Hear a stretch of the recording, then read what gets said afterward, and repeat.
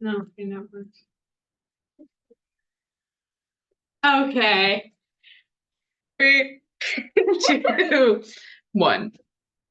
The story of Sir Gawain and the Green Knight follows Gawain, who is challenged by the Green Knight to cut off his head, and in a year, Gawain must have the same done to him. He does so and faces many challenges where his knighthood and virtue are tested. He is proven to be a virtuous and great knight. The first question that we're addressing is how we felt about this reading. Personally, I think compared to the other readings, this one was easier since its poetry and the alliteration and rhyming scheme made it easy to follow. However, I also acknowledge that I have more experience with the poem as I have read it a couple times before. On the flip side, I did not find the poem easy to read or to follow. When reading the poem, I found the words to be difficult. Some ways to help the flow of the poem is to highlight important information, such as the characters, plots, or important tidbits. Having Google nearby is definitely on the plus to look up words when you are not sure of the meaning and to jot them down while reading so you can easily refer back to them.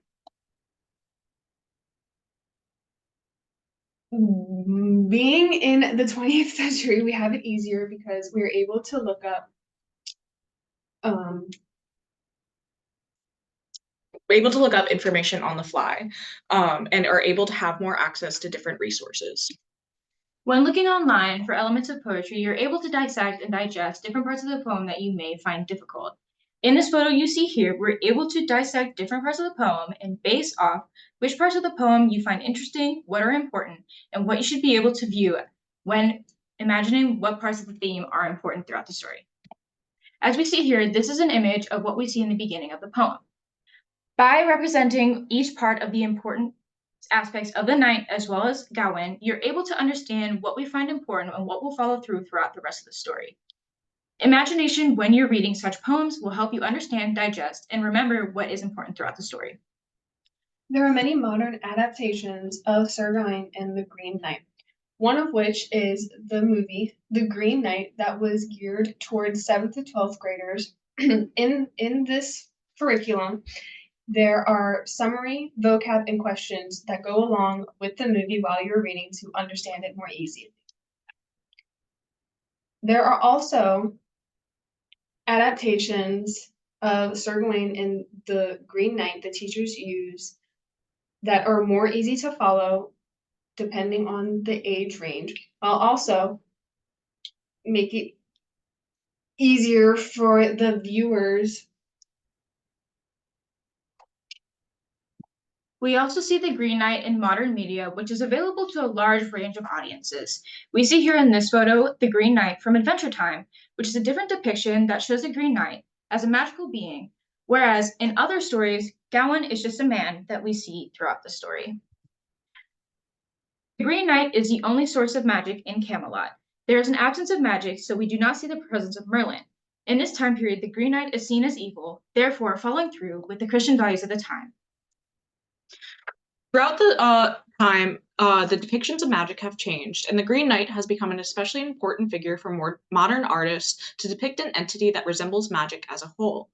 With Gawain specifically, it's interesting to see how they lean into the more artistic elements, such as really putting an emphasis on the sparkle in this image, for example. Focusing on modern information, a modern lesson that still feels valuable today is that Gawain, this brave and courageous knight, still makes a mistake, and instead of being prideful and pretending he didn't acknowledge it, instead he wears his sash as a symbol to remind him that he too is flawed and that no one is perfect. To a certain extent, celibacy is also relevant in modern day. The idea of no sex before marriage is still prevalent and taught in sex ed. The act of not having sex with married people is especially relevant today as it's seen as morally wrong. Sir Gawain and the Green Knight took place in the 14th century Britain, and it is continued to be unknown by some people up until the 19th century. Britain is described as the land of wonder and numerous conflicts till Arthur and his court were able to restore law and order. The context of the times, as we mentioned, is important. Christianity was also on the rise in the 14th century, so those Christian values, such as Gawain's chastity, were implemented to show his virtue. And that's especially depicted on his chest. We see in this image the pentacle visualized on Gawain's chest area, as well as his shield. This represents how important it is to Gawain throughout the story. And as we follow through, we're able to see that the 5 points of the pentangle are super important to the values of him. And as he goes through, each value is tested at a different strength, and he must overcome these tests in order to become a good knight and remain virtuous throughout the story. So as we mentioned, Christianity is on the rise, and the different values include chastity, being free-giving, and pity, and he really leans into these different elements as the story progresses.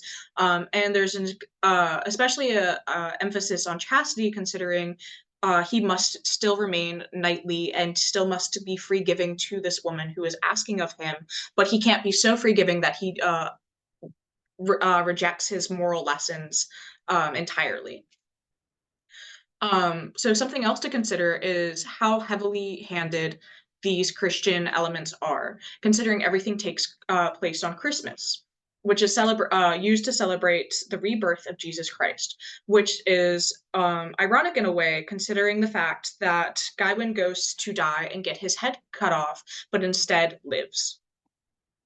Gawain's humbleness throughout the story is extremely important, as he must remain a virtuous knight and following the Christian values of the time. Using Gawain as an example for Christian values in popular media allows for the readers to understand the importance of humbleness and virtuity over the time. By remaining humble, Gawain was able to represent how important it is to remain humble throughout his kingdom and idealize what is important of the values of the time. We all had different opinions while reading this poem. Some found it easy and some found it hard. We think that it is an important poem to touch on in English classes because of the lessons that the poem talk about, such as humbleness and kindness. Thank you for your time.